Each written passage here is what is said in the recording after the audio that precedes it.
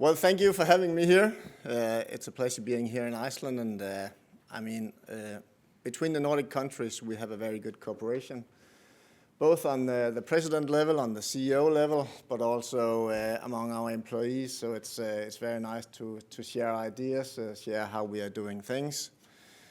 I also believe that you have all had Danish in school.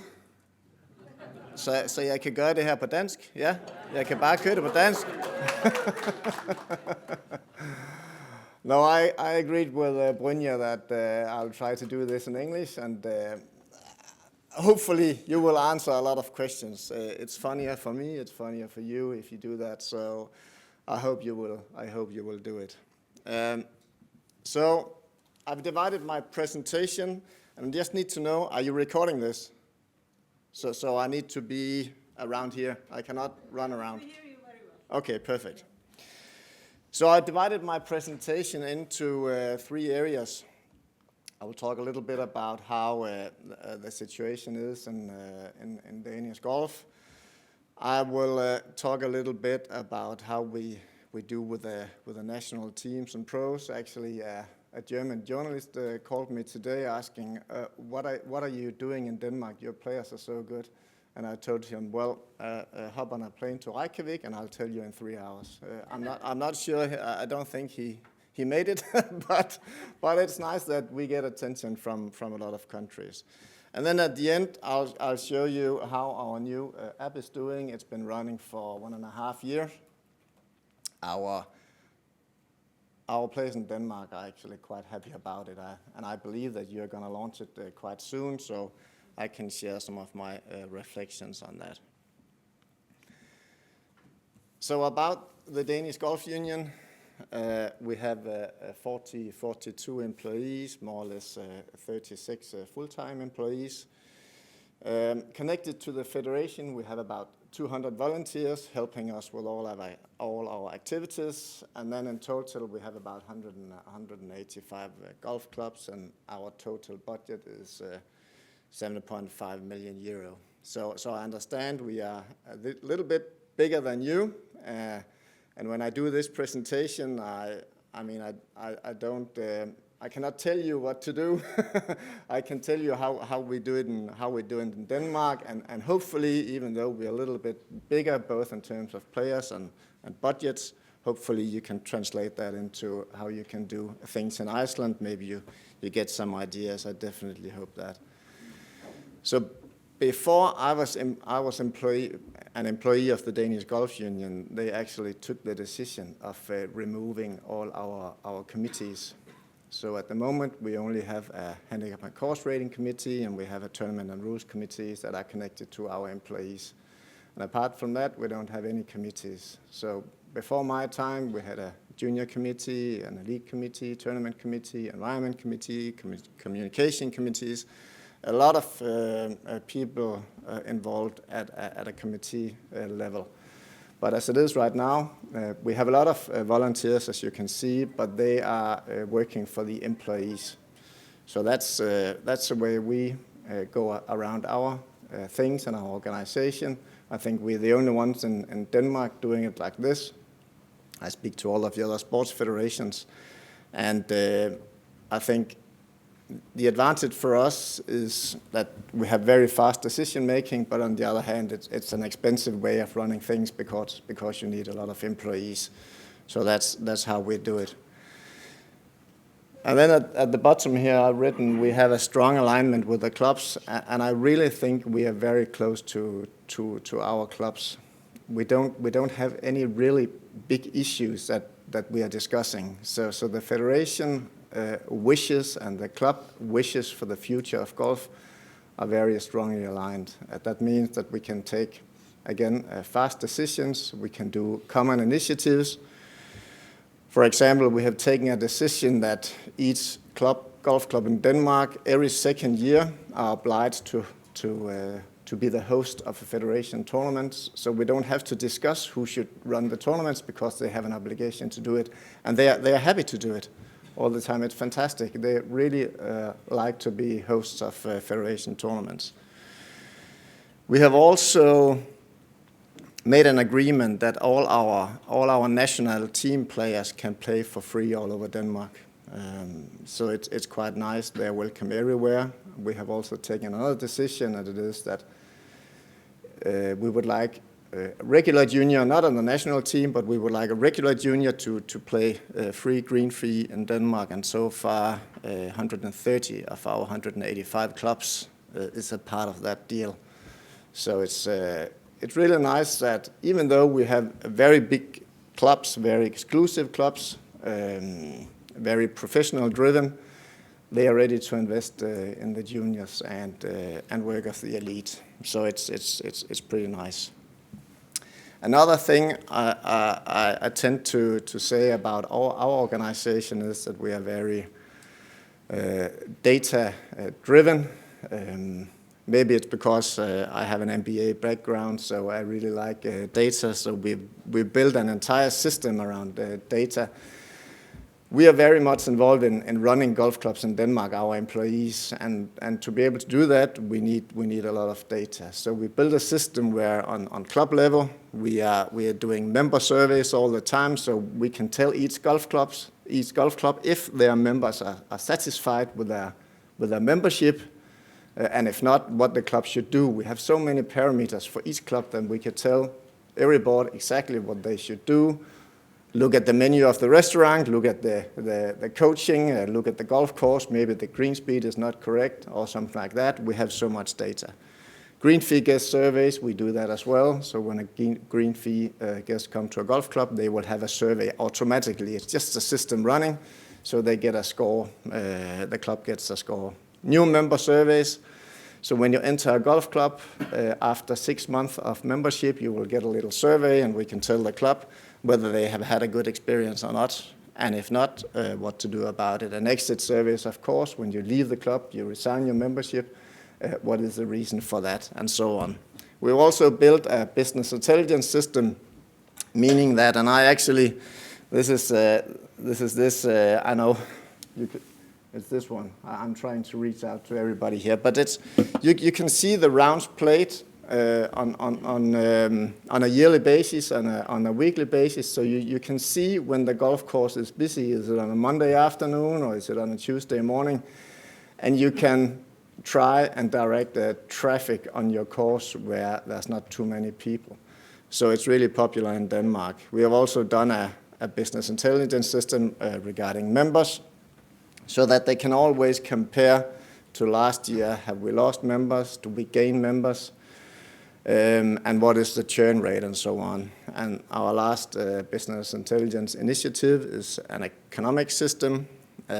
We started this year, 45 clubs entered their data, but it means that you can benchmark on economic data on all the clubs in Denmark. Of course, you cannot see what club you are benchmarking towards, but you can divide it into if a golf club has 18 holes, have USGA greens or push-up greens, and how the course is built, and then you can get the economic measures. How much top dressing are they using? What price are they paying for top dressing? So on.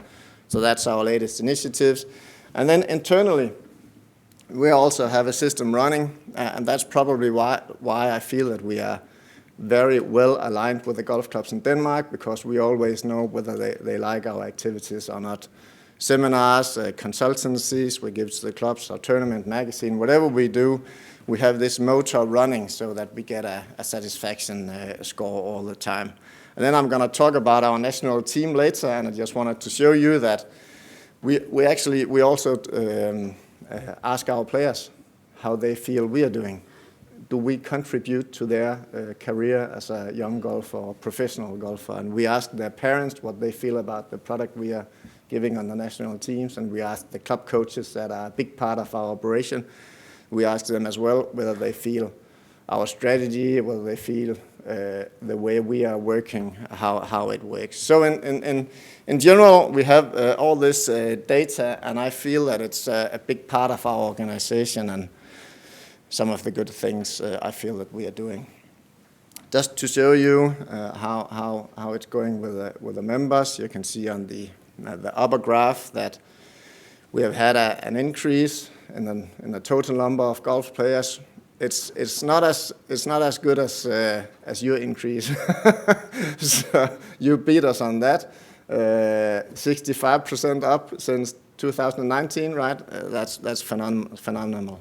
We've increased by 4,000 players during the last year, and as you can see from the middle graph, it's mainly men that is growing. We have an issue with losing women at the golf clubs. We feel that we have some fantastic initiatives, and we are recruiting a lot of women. But the problem is more are resigning their membership. So even though we feel that we have some fantastic recruitment initiatives, it's not enough because more than we are recruiting are actually leaving us. So that's a thing for the future. And when it really starts hurting is the lower graph here. You can see that we've been losing girl players since 2021. So in Denmark, even though I feel we are doing quite well, we only have less than 1,400 girls below the age of 18. So it's fantastic. We have 3 players on the LPGA tour, but I mean, we don't really have many girl players in Denmark. So this is for the winter to look into, and we promised the clubs in Denmark that we will figure out what to do in this area. And just to show you the sort of age curve for golf in Denmark, and what this shows is that around the 70 years of age, approximately 6% of the Danish population is a member of a golf club, and you can see around 30 years old, it's 1.5% of the Danish population that is a member of the golf club. So as you can see, we have a lot of elderly golf players in Denmark. We don't have many young players. But if you look at the last years, we've had an increase in the number of young players. So it's fantastic. And the thing is, for if you look at it on the business side, if you can get the youngsters into golf and keep them for 30, 40 years, the value of those customers are very high. So it's an ambition for golf in Denmark to I mean, really increase this age group, because that will strengthen golf immensely in Denmark. So in general, golf is good in Denmark. We have had a lot of new players this year. We have a problem, especially on the girls' side, but golfing is good. And at the same time, we're getting more players. The satisfaction, the loyalty of the members that we have has been increasing over the last year. And we are working with a term called Net Promoter Score. I don't know if you know it. It's a satisfaction term. Tells you about the loyalty of your customers, and you can benchmark between different businesses. So a Net Promoter Score of about 50 is very, very high in different businesses. So generally, satisfaction has been high with your membership in Denmark over the years. And over the last year, even though we have had an increase of 4,000 players, we've had an increase in the satisfaction of your membership. That means that the customers will stay for longer. So it's actually quite nice. And I don't know if you do these kind of programs in Iceland. I think a few clubs has the Players First software. Yes, we invented it, so I'm happy to hear that. All the clubs in Denmark are running it. And when we start, we have about 40,000 answers each year. And when we start correlating some of the things that shows whether a golf player is a satisfied or loyal customers, we can see that we actually thought that the maintenance of the golf course was very important to our players, but it's really not that important. A golf player in Denmark, a general golf player in Denmark would like a nicely maintained golf course, but it doesn't have to be a championship golf course, not at all. What they like is a strong strategy for the club, they like good communication for the club, and they like to have access to the first tee. So they expect that the board of a golf club will take care of all the target groups in the golf club and make sure that they all have access to the first tee. And that is what I'm going to talk a little bit about, because things in Denmark are going well, but we have an issue that we need to take care of. And I'm not sure if you have heard about these different target groups before, but when we take all our data and we talk to the statistics people, they see two very clear target groups in Danish golf. So we call them the private social golfers and the club social golfers. So the private social golfers are the ones that we can also call them customers. They're not really connected to the club. They just want to play golf in their own private social setting. So they're not really eager to play club tournaments or be involved in the club. They want access to the golf course. They're happy with the training facilities. They like the trackman ranges and all that.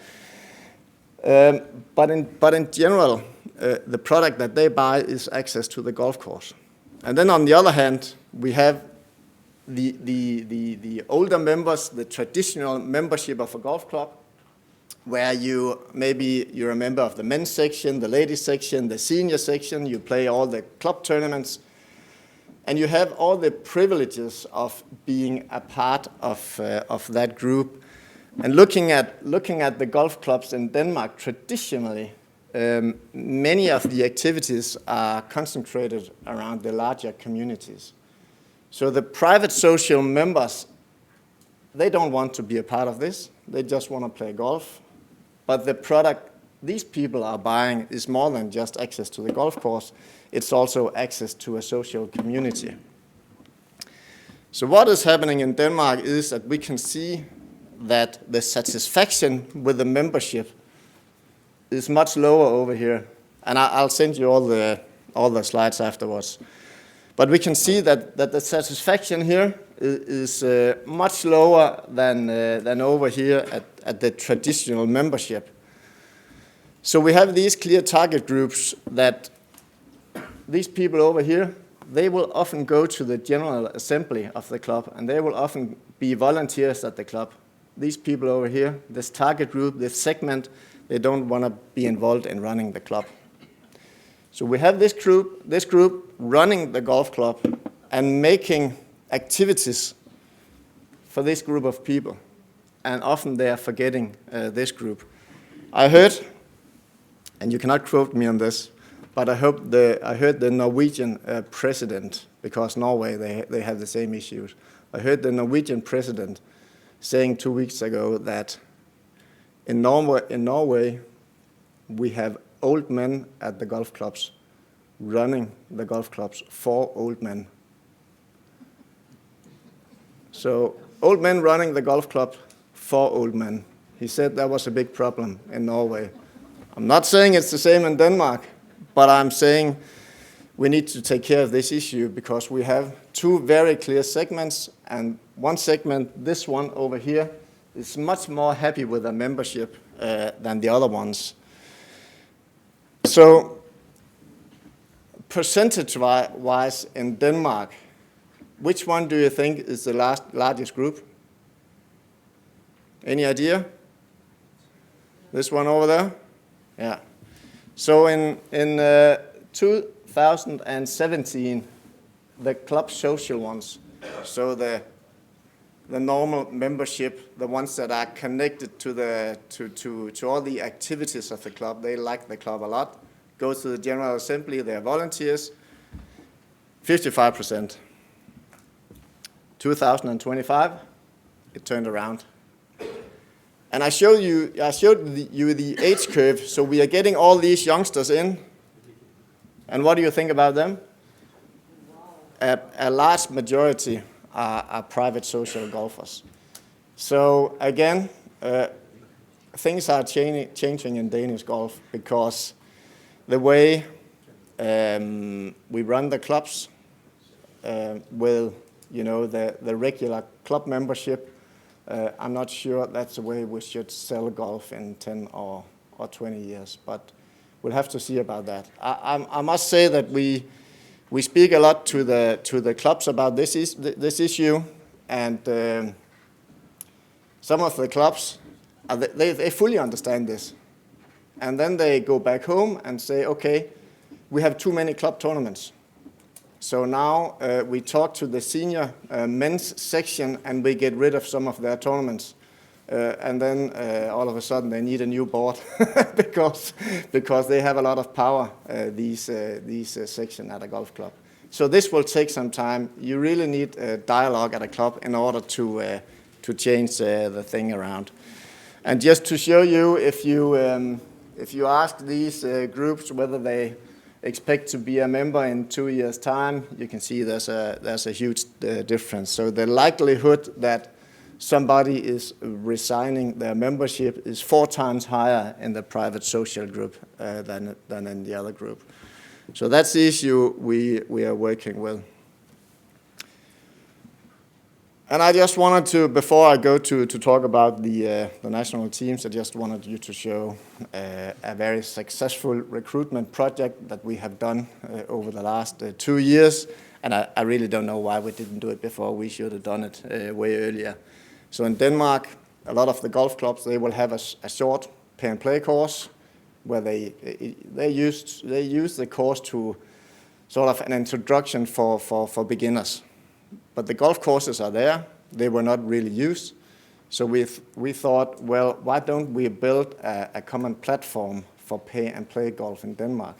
And we talked to the clubs, they liked the idea, and now we have 113 clubs on the common platform called bookgolf.dk.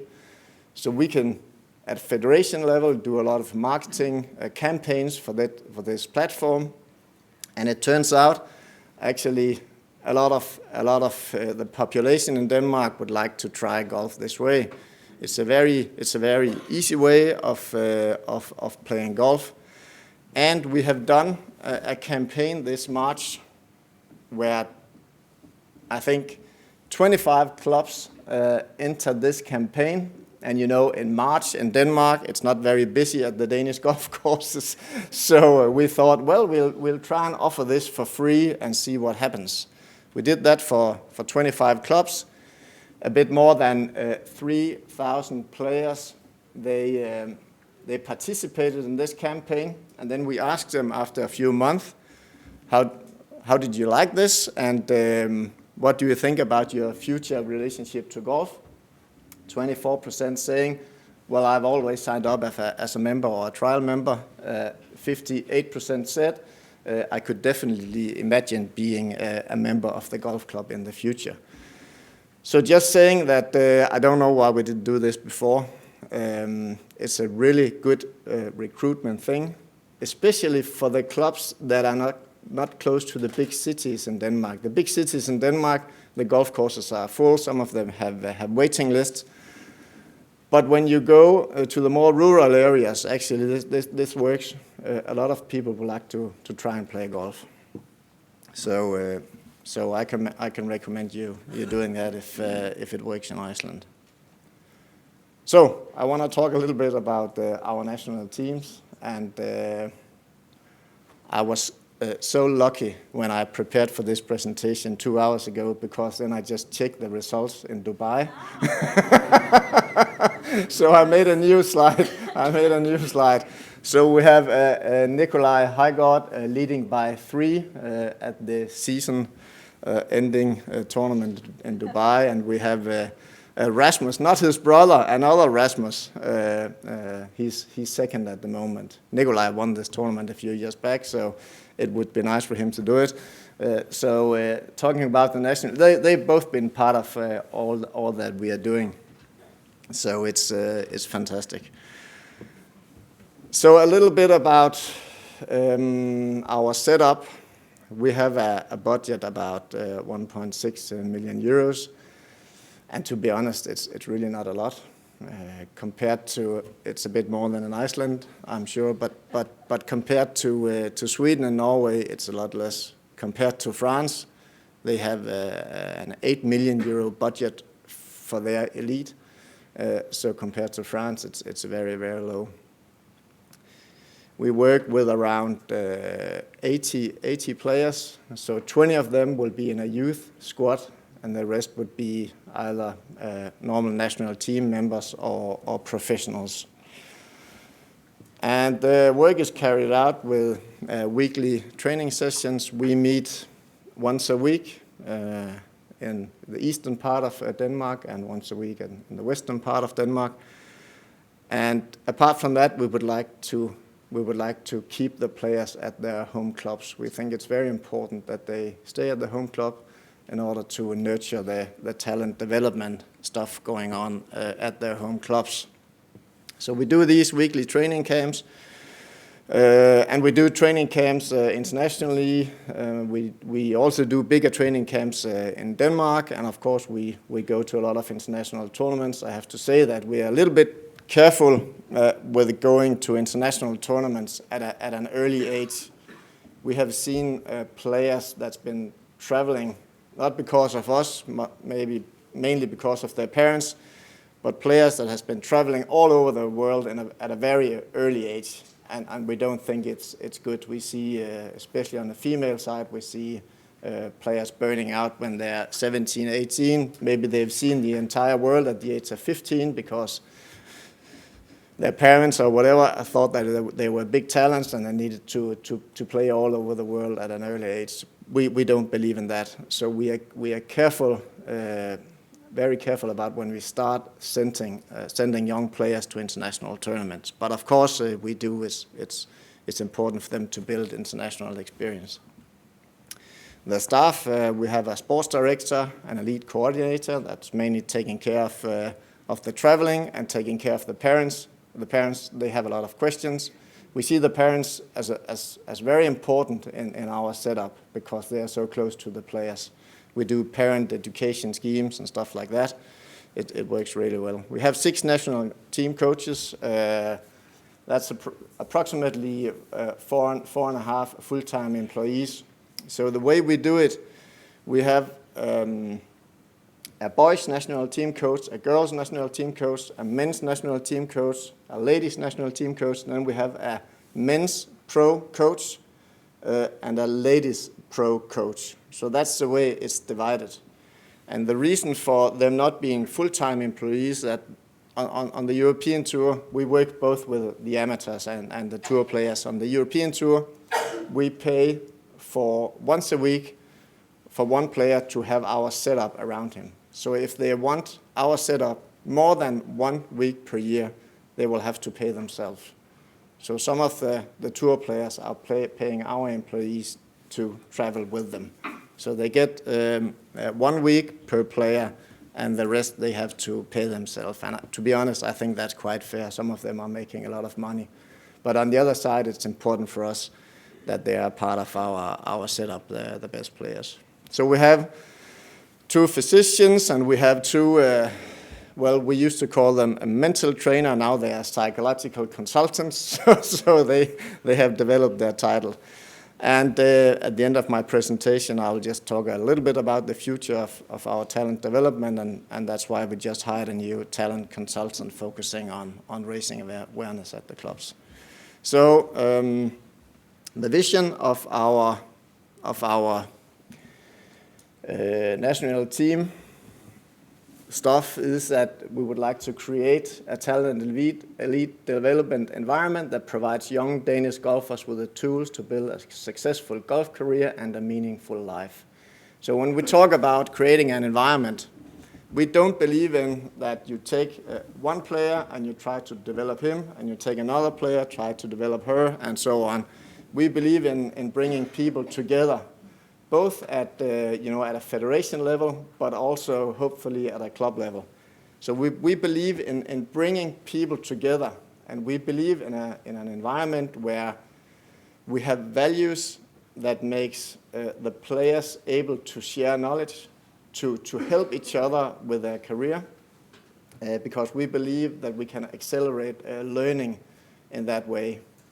So it's very important for us that when they step into the national team, they step into an environment where they are willing to help each other, and they are ready to understand that they are maybe here, but where they should go is up here. So we are not really trying to optimize too much on their game down here. We are trying to create an environment for learning so that they all can go all the way.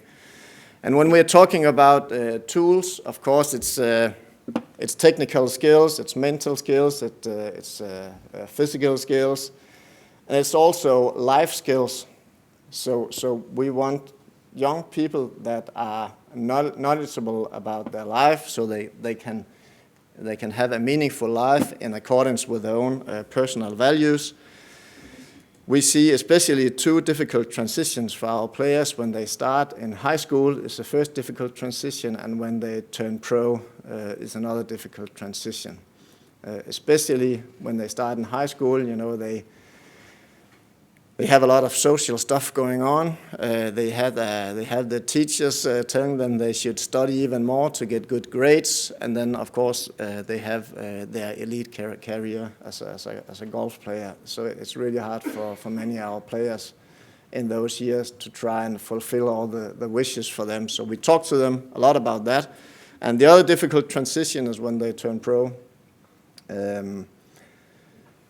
What we try to do in our environment is to focus on golf skills, not so much on results.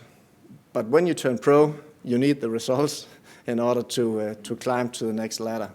So the first years are really tough. So this is our vision, and this is what we've been working on for the last 15 years.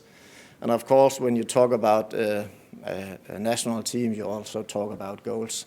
That's the way it is, and we aim to increase the number of players on the World Tours and to win a major championship or an Olympic medal. And I've just taken a few results. You can see here the number of World Tour players is up to 17 in 2025, and I'm sure if I divide that into our population size, I think it's the highest number in the world. So it works really well for us. I've also taken the World Amateur Championship that has just been played, and only 4 countries had both of their teams in top 10 on the men and women's side. So it's quite nice that we were among those. Another interesting statistic I'll show you is we did a comparison with Norway and Holland a few years back, and we could see that in Holland they have, they have a lot more juniors than we have in Denmark. But when our players get to the age of 13 and 14, we have a much higher proportion of our players being a low handicapper. So almost 13% of our juniors have a handicap below 5, and in other countries it's not as high as that. And why is it that? It's hard to say, but I think it's because the Danish golf clubs, of course, has a very good environment for talent development. We have a strong PGA education that is run by the federation as well, so we work closely with the PGA. So we have very skilled professionals at the clubs, but we also have good volunteers. We can do that better though, but I think that's what separates us from some of the other countries. And we've just done a strategy revision on the national team side. And I'm not gonna talk you through all these elements. I'm just saying it's very important for us that when we talk about a strategy for the national teams, we try to identify all the elements that are connected to creating good players in Denmark. So it's not just about what we are doing at the federation. It's also what's going on at the clubs. It's identifying our stakeholders and what sort of stake they have with this development. Of course, the PGA is very, very important. It's maybe a bit easy for us. I used to be a PGA board member, so I have a very good relationship to them. But identifying all these key elements are very important. Also, look at the tournament structure. For us, it's an amazing tournament structure, especially on the men's side. We have tournaments for children, we have tournaments for elite amateurs, we have, I think, 12 Nordic League professional events, we have a Challenge Tour event, we have a DP World Tour event. So on the men's side, it's fantastic. On the women's side, we're not that strong, and we need to look into that in the future. So Identifying all these key elements is important to us, and then try to identify what sort of stake they have in our development. And then I'll just show you the next 2 slides, and I think they are very, very fundamental for the thoughts that we have on developing players. And so we have a talent here, a player that's in the middle of some local stakeholders. It would be their local coaches, their parents, maybe some club volunteers, and then they're elected for the national team.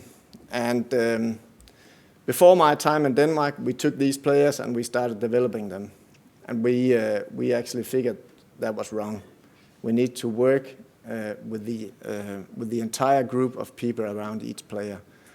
So the role of the national team coach has changed a bit from being a technical trainer to be a more full-circle performance coach. So for each player, it's very important that we establish clear roles and responsibilities for the adults that are around the players. It's important for the national team coach to have a good cooperation with the local PGA pro and a good cooperation especially with the parents. We need to develop a long-term development plan for each player that everybody can support, both the local PGA pro and the national team pro. In that way, we can reduce conflicts around each players, and their ability to learn will go up. This is hard work, I have to say. It's really hard work. And some of our coaches, of course, they would just like to teach the players how to swing the club. But when you work at the Danish Federation, being a national team coach, you need to work with all the people around every player in order to reduce conflicts. So that's what we do. So the other fundamental thought is that we are trying to create a learning environment, and this is really, really simple. Everybody needs to learn how to set a goal, how to make a plan to reach that goal and practice on that plan, maybe try it out in tournaments or try it out in tournament-like practice, and then evaluate upon their own performance and reflect on what they are doing. So this is a circular process. This is a learning circle. And if you go to one of our training camps, you can see that they're all doing this. Nobody is just going to the range, start hitting balls. Everybody is just setting a goal for the next practice, doing what they have figured out will be the best for them, and at the end reflect upon what they have been practicing at. So we need our players to be able to set realistic goals independently. We need them to take responsibility of their own training and planning of their own training, read their own statistics from the golf course, and of course do a plan to make something better. We need them to show resilience, and they need to be able to reflect upon their own performance. And we need that at an early age. It's important that they start reflecting on their game at an early age, because we need them to be robust.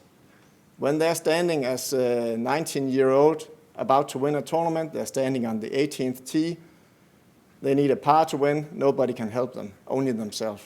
They need to be able to hit it in the fairway, on the green, 2 putts to win the tournament. And that's why they need to be robust and need to be reflective at a very early age. What we see at the clubs, and I'm sure it's the same all over the world, because a local PGA pro would never have as many resources to each player as we do at the federation, but we see a lot of short-term technical fixes.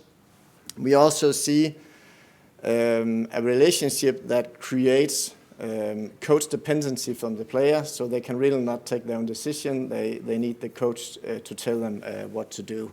But we need, in the national team and in the learning environment, we need an environment that creates the player more in the center of his or her own development.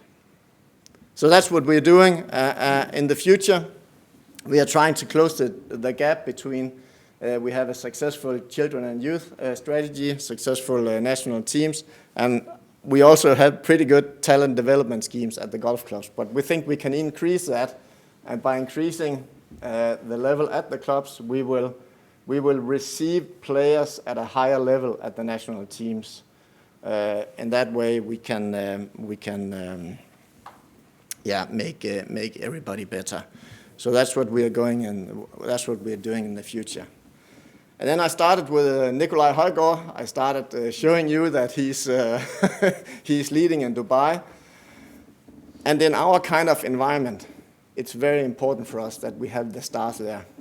So when we go on training camps, we have the Nikolaj Højgaard there. We have all the other national team players there. And it's important, of course, for the youngsters to be very close to the best players in the world, because they can see how they perform, how they do, and they get a close relationship to them. So when our players they enter the world tours, there are already people there that they know. So in that way, they are welcomed by Danish players because they know them in advance, and everything is great.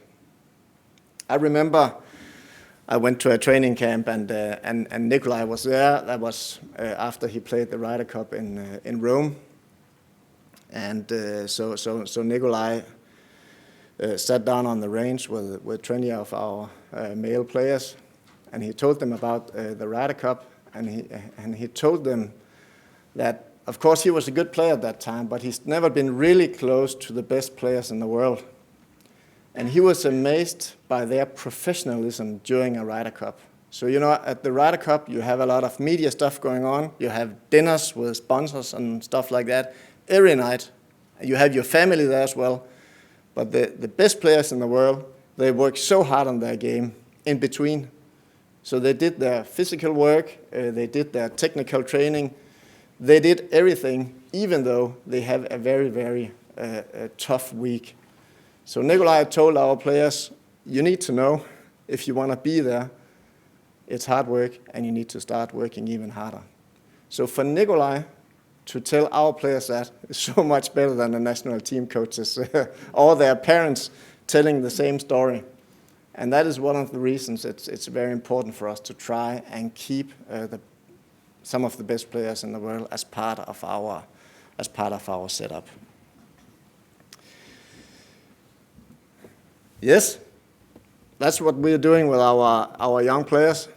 And before I show you our app, I would like to answer any questions if you have any questions. I have to say there are no shortcuts here. This is hard work. And we've been working hard on our environment, our setup for at least 15 years. And it works well as it is right now. Should we allow a few questions? Yeah, before I show the app, maybe. Sure, there are some. Yes.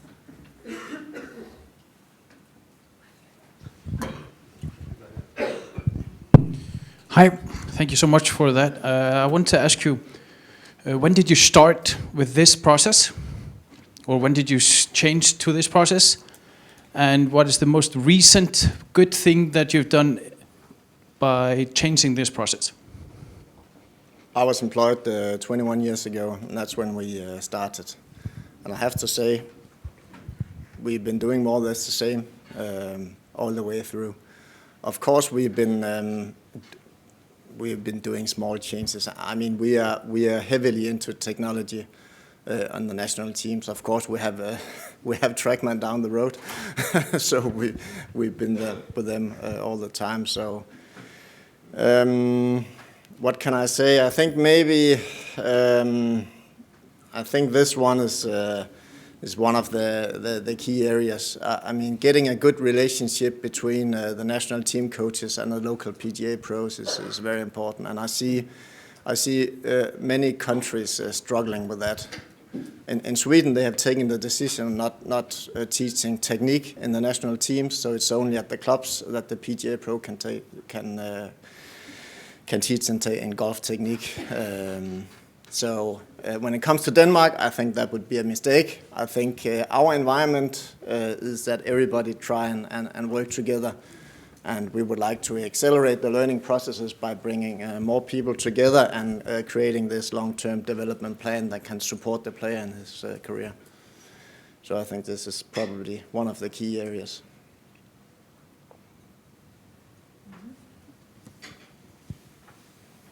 Any others? afreiksnefnd. Yips. Hi, Morten. Thanks for coming and tell us about the amazing story you have. It's impressive to watch the Danish players developing. And if you go to the slide, the key elements, I would like to ask one question. This one? Nope. This one? It was, elements of strategy. It's all important, but what I'm interested to know about it's if you have to pick one key element to make this all happen, what's the most important and where does it all start? You know, which the element, where does it start?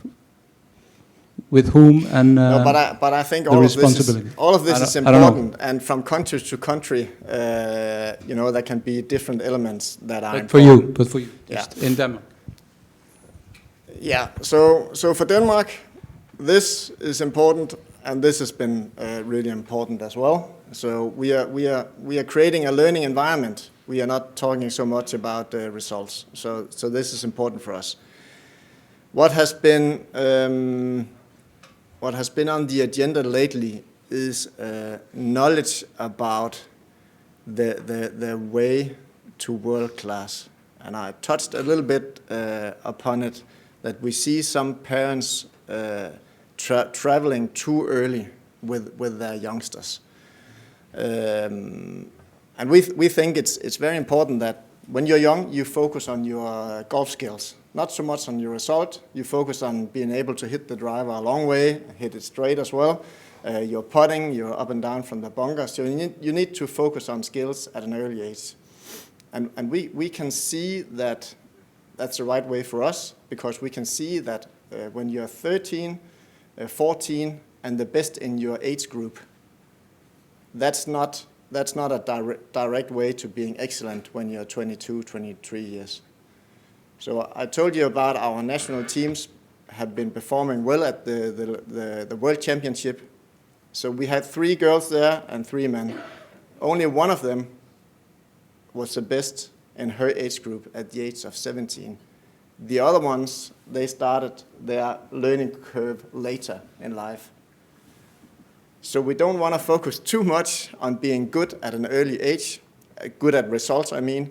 We want to focus on being good at all the skills that you have within being a good golfer, but not so much on result. But it's really difficult, because a normal parent would think, my child is good at the age of 13, they're probably going to be a world-class player. But the likelihood is not that big. The likelihood is bigger for the one that is number 2, 3, and 4. So that's, it's just it's research, it's data. We know about it, and we would like more people to know about it. And then you will also decrease the risk of burning out when you're 17, 18 years old. I would also like to ask you about players first, but here is first a question. Yeah, what is the youngest age in the national team group? 13, 14. If you have somebody that is exceptional, we will help them at the age of 12. We have some girls that are early developed, and they don't really have anybody to play with when they are 12 and have a scratch handicap. So they're not full-time national team players, but they're connected to the national team. But 13, 14 is the youngest.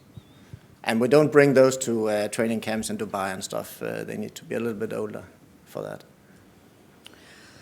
Morten, can I maybe ask you about the development of, because I know some clubs are very sold out in Denmark as well. Yes. So in terms of the biggest commercial clubs, I know you've told me that they have a great program going on for juniors. Have you developed a way of renting or paying them, or what kind of a development have you had, or partnership with them? With the clubs? What's the commitment between the union and the clubs? There's no commitment. They are our owners, and they are happy to do something for their juniors and the elite in general. Okay. So the more commercial a club is in Denmark, and the more exclusive it is, I think the more they are focused on their children and youth strategy.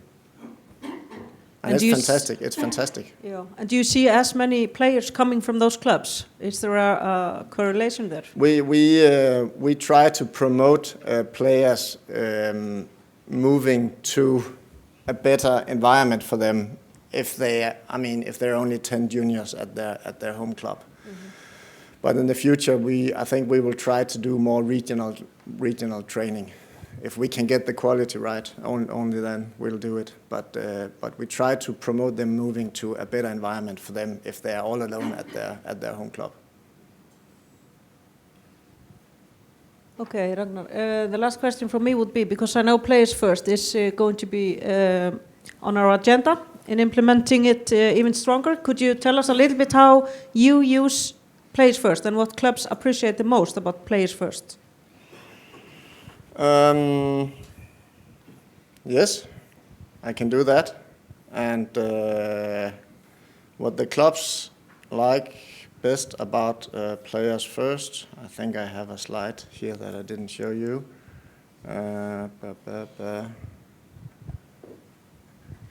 No, I don't.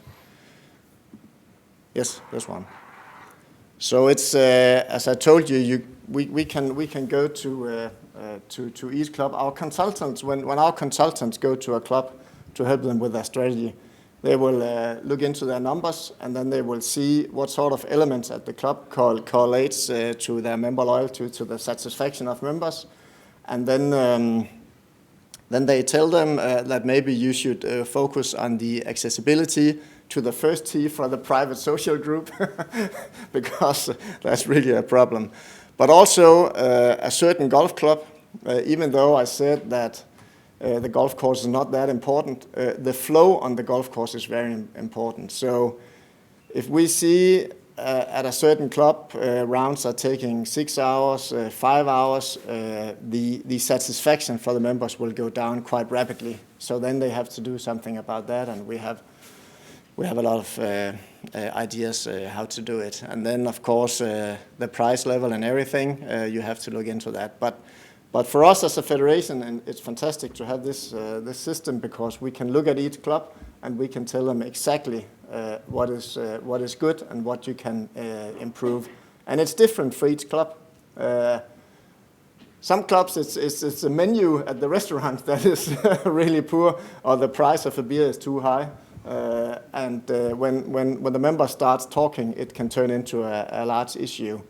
So looking into these results, leadership of a golf club is very important. Communication with your members and accessibility to the first tee. So our clubs are very happy with this. Yeah, thank you. One more question? Yeah, one question. Does the Danish Federation give the clubs any guidance how their junior programs shall be? Is there any uniformity, or is it up to each golf club to design its own program? Essentially, it's up to the golf club, but we have a lot of ideas, and we do a lot of seminars, and we do education for junior volunteers at the clubs. So, I mean, we have the entire setup if they want it, but we think it's important to build on their motivation for what they are doing.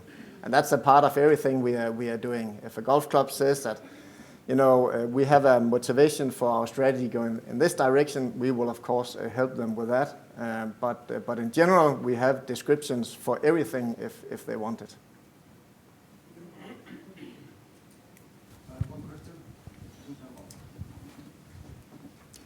Okay, we have a Yeah.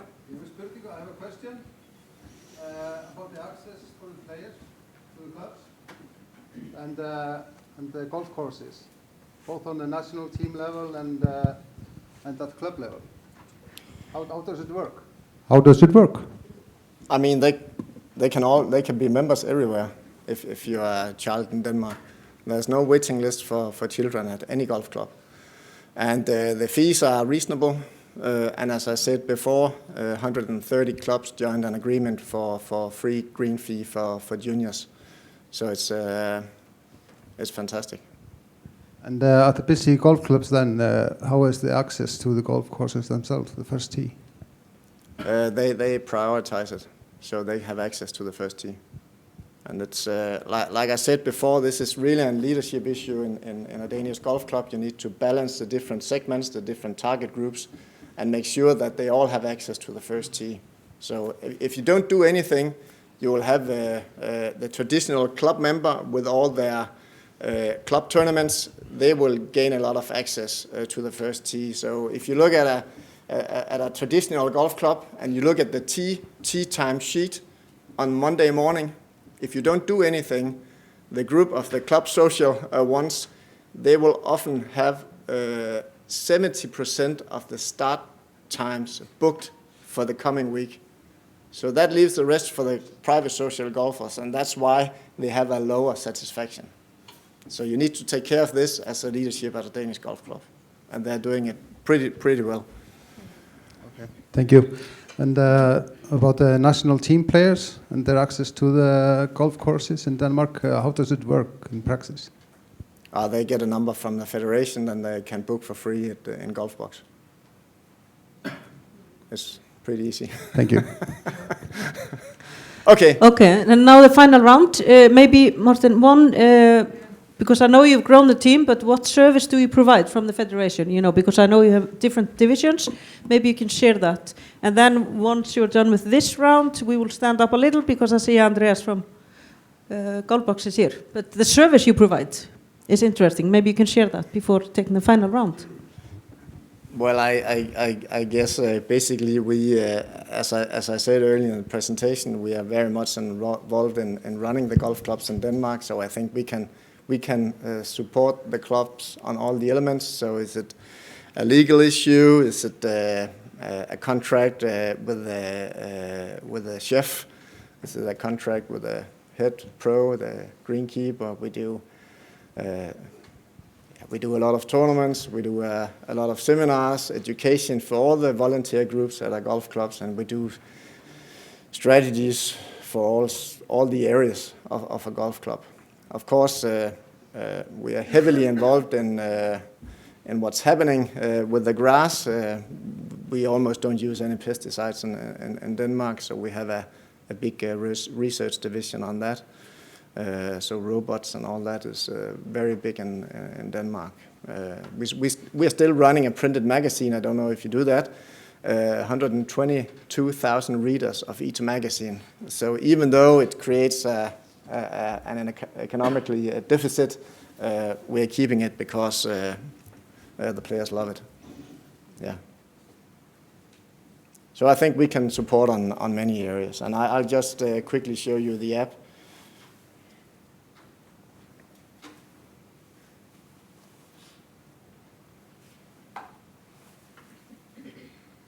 I'll just tell them briefly, if you don't know, but við erum að fara sérst í innleiðingu á næstu uppfærslu í Golfbox. Þannig að við förum betur yfir þetta á morgun og þau ættu að sé það í áskýrslunni. En hann hefur það innleiða og við erum að fara fá þessa þróunarvinnu í raun og veru yfir til okkar. Þannig að þetta svona practical approach. How has it been going, the implementation of the app? This was your first summer, wasn't it? Okay, it's okay. I cannot share my screen from my phone, but I have some slides.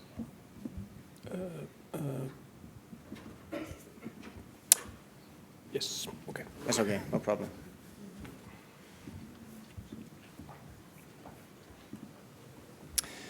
So we opened this app for real in March. We had a soft opening late last year. We opened it in March, and it's been working really well. And I don't know how much time I have right now, but you can see at the bottom of this you have the Golfbox logo. We made this app with Golfbox, and you have the Golfbox logo down there. So for us, it was important to build this app as a shell for all golf in Denmark. So when you enter your federation number logging into this app, it will identify what sort of administrative system that your club has. As it is right now, they all have golf box, so that's why the golf box icon is shown down there. But the app is prepared to being able to accommodate for other systems. So when you log in, it will just show another logo down there. And then we built this app. We have our own big booking system in here with different ways of showing the booking grid.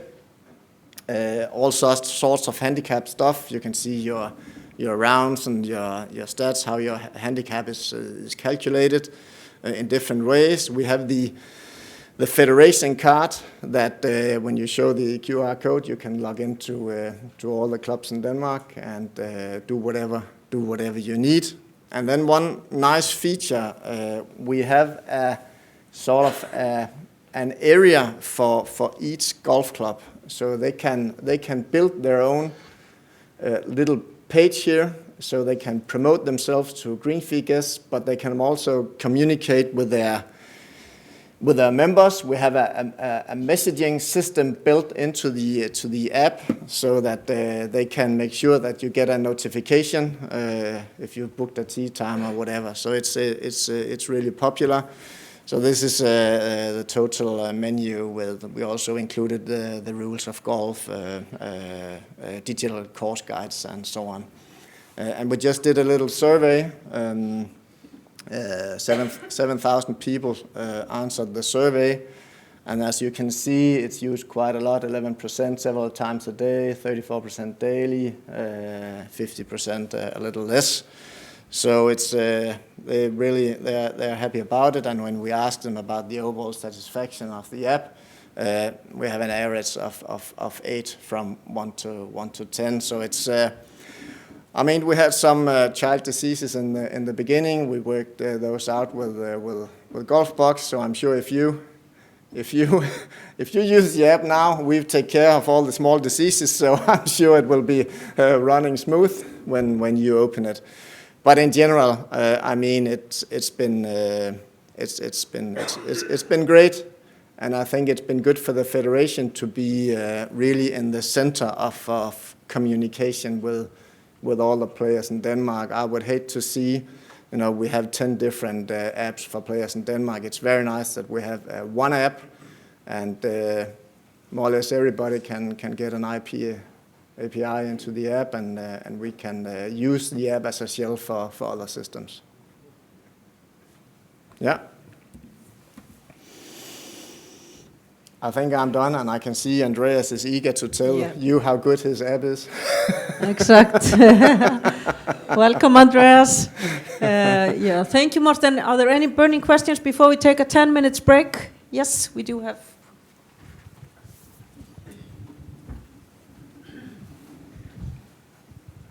Hi. I'm really interested in knowing about your surveys, because you explained that you do a lot of user feedback. Are you able to do that through the app, or do you have a special, did you have something designed for you, or using something like a global solution for the surveys? Yeah, we did the Players First software with a company in Denmark, but they sell it worldwide now, the Players First software. So I believe a few clubs have it here in Iceland, and I think you can all use it if you want. The business intelligence system is done by Players First as well, so it's in the same grid, sort of. When you log in, you have access to all this stuff, also the economical data. And the rest is just our own software. It's just running all the time automatically.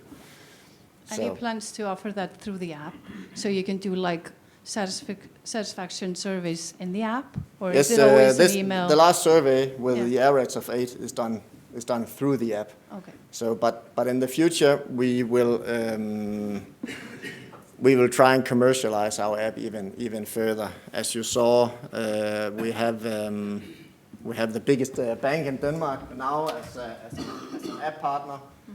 But we will look into all the data from the usage of the app in order to find out if we can commercialize it even more, but not harm the overall user experience of the app. We don't want a lot of commercial stuff into the app.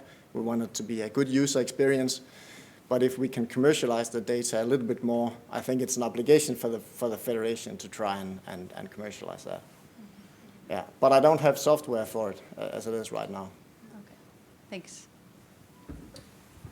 Okay, so let's leave all the questions. Maybe you will be willing to answer also afterwards when Andreas has done his presentation. So let's do a 10-minute break. Andreas, I know you're not leaving the country, so I will take advantage. Thank you. Thank you, Morten. Thank you.